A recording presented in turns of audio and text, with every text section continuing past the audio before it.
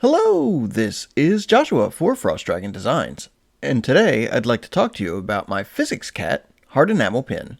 This is part of my larger Cats Doing Science project. Now let's get into the design.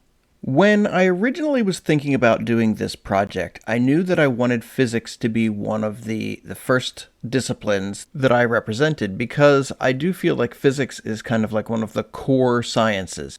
And when I think about physics, there are a few general forces that come to mind. I think about friction, I think about gravity, I think about acceleration, I think about momentum.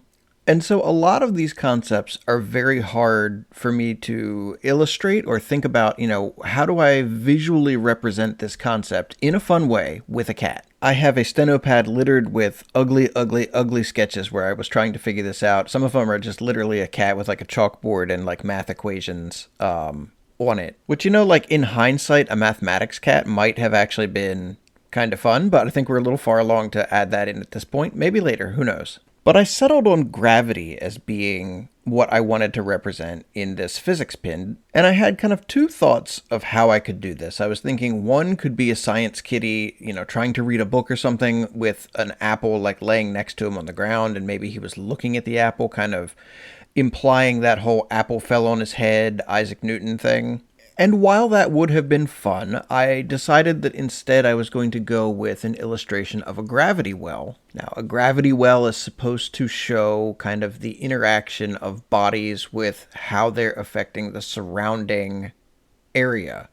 The larger a body is, the higher its gravitational pull is. So on the illustration of a gravity well, the deeper the well would be for a large body. And so kind of that conical shaped depression is supposed to represent, the strength of the pull of gravity for that region, for that object. I've seen some great illustrative videos of this on YouTube of like, it's like a big piece of stretchy fabric and they put like a bowling ball and a couple other heavy objects in it and then they roll marbles around and it's kind of a really good illustration for how gravity wells work. And I've always found that, that kind of as a fun illustration of it. But I also thought this would be fun if the kitty wasn't just like observing this physical illustration of a gravity well, but if it was affecting him, like he was, he's a true scientist. He's like, I wonder what happens if, and he's kind of reaching into the ball and he's being pulled into the gravity well. That's why his arm is stretched. His other hand is stretched a little bit. His face is stretched a little bit as well because he's being sucked into this gravity well. Now, I'm pretty sure he's got enough mass outside of the well that he'll be able to pull his hand back should he want to. But I thought that would be just kind of a fun little head nod to, maybe he shouldn't be reaching quite so far into that gravity well to try and touch that ball. While working on this, I also thought about changing the colors of the gravity well to like, a gradient of black to green or black to red, something that had more, more like a visual punch to it, make it cooler. But then I was like, well, I was thinking back to like illustrations from like my physics textbooks, and they did not have a visual impact. There wasn't a pow kind of feel to them. They were just kind of like, and here it is.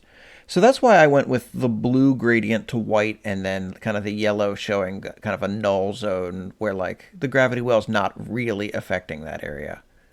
So, it was kind of a funny head nod to how physics textbooks are sometimes describing these kind of big, massive concepts, and they're representing them in kind of like a visually boring way. And I think that kind of gets back to what I was saying about that YouTube video that had the stretchy fabric with the bowling ball making the depression and rolling the marbles around it. Things like that make kids and young people and people who are just learning in general say, wow, that's neat. I get it. I like they can wrap their arms around that concept. And that's why I think we need to encourage more creative people to get into the sciences, because creative people getting into the sciences are fantastic because they find new ways to communicate that information to other people. They may look at something differently and make discoveries because of that creativity. Science people don't have to just be, the literal numbers type of people. Some of the more creative people I know are the more analytical people that I know, because they look at things and they take them apart in their mind and they recombine them in a different way. And so, I just want to encourage everyone to take another look at science. Like, don't think, oh, I wasn't good at it, I wasn't interested in it, I'm bad at math or whatever. Like, science is for everyone, because science is it's physics, it's life, it's what's around us. It's literally the world we live in. It's descriptions of that world.